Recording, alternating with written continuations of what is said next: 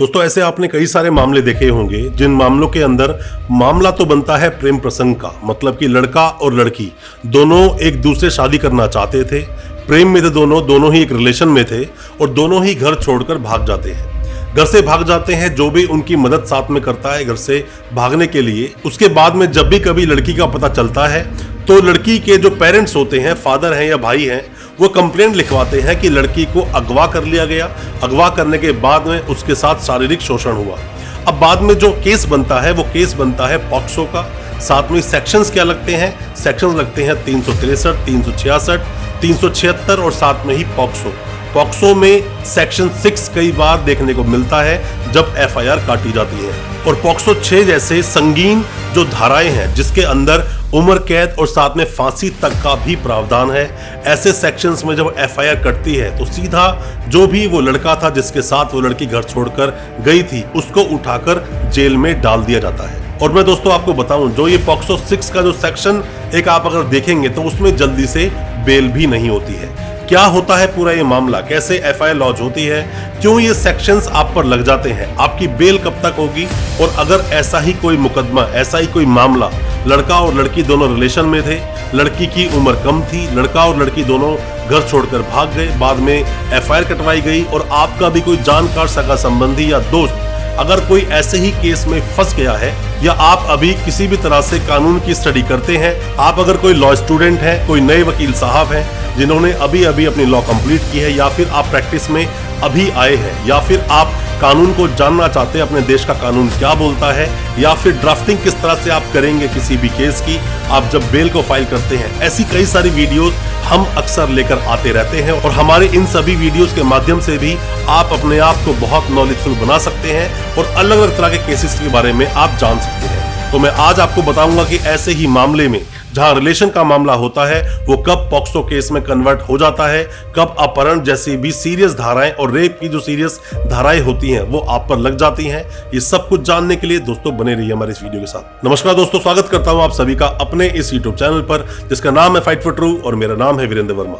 जैसा आप सभी जानते हैं, हम इसी तरह की लीगल अवेयरनेस की वीडियोस आपके लेकर आते हैं और आपको बनाते हैं कानूनी जानकार। दोस्तों पॉक्सो एक्ट जो कि नवंबर 2012 में ये एक्ट आया, एक्ट को लाने की जरूरत ही क्या थी? हालांकि आईपीसी जो 1860 का है उसके तहत, इंडियन पिनल कोड के तहत बहुत सारे जो क्राइम होते हैं, जितने भी अपराध होते हैं, उनकी डेफिनेशंस और कितनी सजा मिलेगी उन सबको मेंशन किया गया है आईपीसी में। बट उसके बावजूद ऐसे कई सारे अपराध होते हैं जो अपराध सीरियस एक कैटेगरी में होते हैं और उनके लिए नए कानून को और कड़ा बनाने की जरूरत पड़ जाती है, तभी ऐसे कानून लाए जाते हैं। जैसे मैं आपको 2 एग्जांपल से समझाता हूं। जैसे कि आप एनडीपीएस को आप देख लीजिए। एनडीपीएस वो जिसमें कि मादक पदार्थ या बात करें नशीले पदार्थों का जो खरीद फरोख्त करते हैं, सेवन करते हैं, या जिस भी तरह से नशीले पदार्थों का इस्तेमाल हुआ, वहां पर एनडीपीएस एक स्पेशल तरह का एक एक्ट लाया गया। उसी तरह से यहाँ पर पॉक्सो एक एक्ट लाया गया। पॉक्सो एक्ट जो कि लाया गया 2012 नवंबर में, जिसको बोलते हैं protection of children from sexual offences act 2012। इस एक्ट के तहत अलग अलग धाराओं में अलग अलग तरह की बातें बताई गई है। अब थोड़ा सा बताऊंगा पहले केस के बारे में, कब एक जो प्रेम प्रसंग होता है कब वो एक सीरियस ऑफेंस बन जाता है। मान लीजिए कोई एक लड़की है, लड़की की उम्र है 16.5 साल या फिर 17 साल उसकी उम्र हो या 15 साल हो, कोई भी एक एज हो सकती है। बच्चे की अगर हम डेफिनेशन देखें, बच्चा कौन है? वो सभी, चाहे फिर वो लड़का हो या लड़की हो, जिसकी उम्र 18 साल से कम है वो बच्चा है।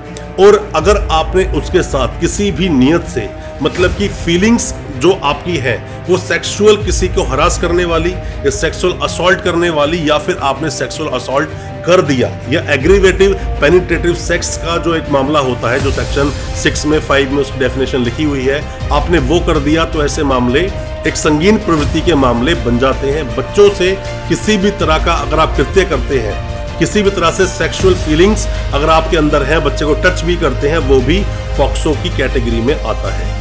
अब ये कब बहुत ज्यादा सीरियस बन जाता है? सीरियस बहुत ज्यादा इसलिए बन जाता है कि आप जब पॉक्सो का सेक्शन 29 पढ़ते हैं, मैं फिर बोलता हूं, जब आप पॉक्सो का सेक्शन 29 पढ़ते हैं तो उसमें बर्डन ऑफ प्रूफ किस पर है? बर्डन ऑफ प्रूफ है एक्यूज पर। आप जब दूसरे केसेस को देखते हैं तो बर्डन ऑफ प्रूफ किस पर होता है? हमेशा उस पर जो केस दूसरे पर लगाता है। पर पॉक्सो में ऐसा नहीं है, पॉक्सो में उल्टा है।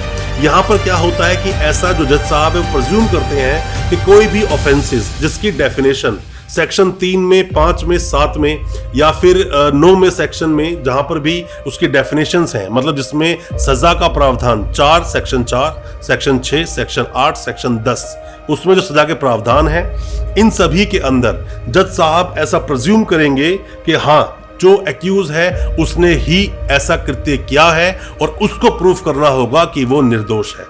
लड़का लड़की के साथ अगर भाग जाता है या लड़की लड़के के साथ भाग जाते हैं घर से, दोनों प्रेम प्रसंग में थे, दोनों ही रिलेशन में थे, तो ये माना जाएगा क्योंकि बच्चों को इतनी अकल नहीं होती, इतनी समझ नहीं होती।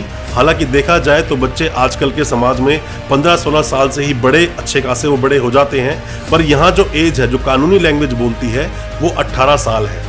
अगर लड़की को आप भगाकर ले भी गए या लड़का लड़की चाहते हैं शादी करना, बाहर जाकर कहीं रहना शुरू कर दिया, 2-4-5 महीने के बाद अगर उनको वापस से इंफॉर्मेशन मिलती है लड़की परिवार को, अगर वो ले आए, तो हमेशा आपको FIR देखने को मिलेगी कि जिसके अंदर 363, 366, 376 और अक्सर पॉक्सो का 4 या पॉक्सो का 6 सेक्शन उसमें मेंशन होता है और लड़के को जेल जाना होता है। अब दोस्तों बात करें इसमें बेल का प्रावधान क्या है, बेल किस तरह से आप इसमें ले पाएंगे, पर उससे पहले आपको जान लेना चाहिए सेक्शन 35 को।